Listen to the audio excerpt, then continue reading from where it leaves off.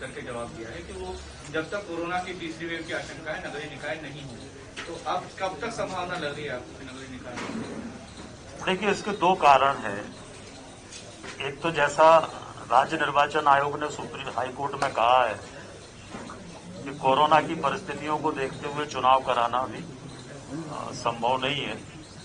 इसका दूसरा पक्ष जो है वो ये है कि ग्वालियर हाईकोर्ट ने भी जो आरक्षण है उसको लेकर स्टे दिया हुआ, जिसके खिलाफ राज्य सरकार सुप्रीम कोर्ट गई।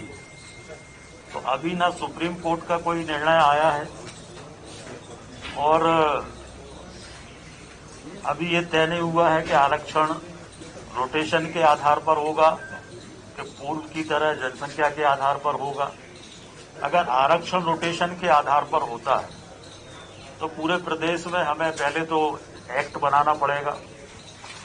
एक्ट बनाने के बाद पूरे प्रदेश में हमें फिर से आरक्षण की प्रक्रिया नए सिरे से करना पड़ेगी। इस सब में कम से कम 6 माह का समय लगेगा और इसलिए कोरोना को भी देखते हुए और कानूनी पक्ष को भी देखते हुए 6 माह तक अभी चुनाव होने की कोई संभावना नहीं है। सर, महापौर को लेकर के क्या निर्णय हुआ है? जारी कर रही है कि शमशान घाट और नगर निगम से जितने भी मृत हैं उनका आंकड़ा निकाले और विधानसभा में एक साथ सबमिट करके सरकार को दे। देखिए, कांग्रेस का रचनात्मक कार्यों से कोई संबंध नहीं है। कोरोना काल में कांग्रेस का कोई भी नेता सड़क पर नहीं आया, कोई भी नेता ने चिंता नहीं की, व्यवस्था बिगाड़ने की कोशिश की। भारतीय जनता पार्टी का छोटे से छोटा कार्यकर्ता भी कोरोना काल में लोगों की सेवा में लगा हुआ था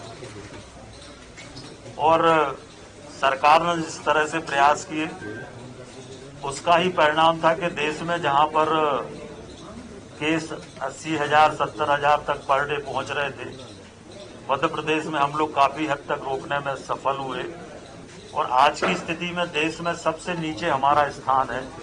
आज की स्थिति में प्रदेश में ना के बराबर केस हैं। देश की तुलना में आज मध्य प्रदेश पूरे देश में कोरोना के मामले में 32वें स्थान पर है और इसलिए पूरे प्रयास सरकार ने किए हैं, उसका ही परिणाम है। और आगे हम लोग सभी जगह ऑक्सीजन प्लांट लगा रहे हैं, कई जगह लग गए हैं। सभी हॉस्पिटल्स में बेड बढ़ाने का काम हो रहा है, भोपाल में भी हो रहा है और सरकार, अगर भगवान ना करे ऐसा हो, पर होता है तो सरकार पूरी तरह से तीसरी लहर से निपटने के लिए तैयार है और सरकार की कोशिश होगी कि कोई कठिनाई ना आए। सर, चुनाव में 1-1.5 महीने से अभी नई परिस्थिति भी ज्वाइन नहीं करी है, इसमें आपका क्या कहना है? नहीं, मैं देख रहा हूं इस तरह के जो लोग हैं जो बरसों से जमे हुए हैं और ऐसे लोगों की हम स्क्रूटनी कर रहे हैं, लिस्ट बना रहे हैं और उनको हम हटाएंगे।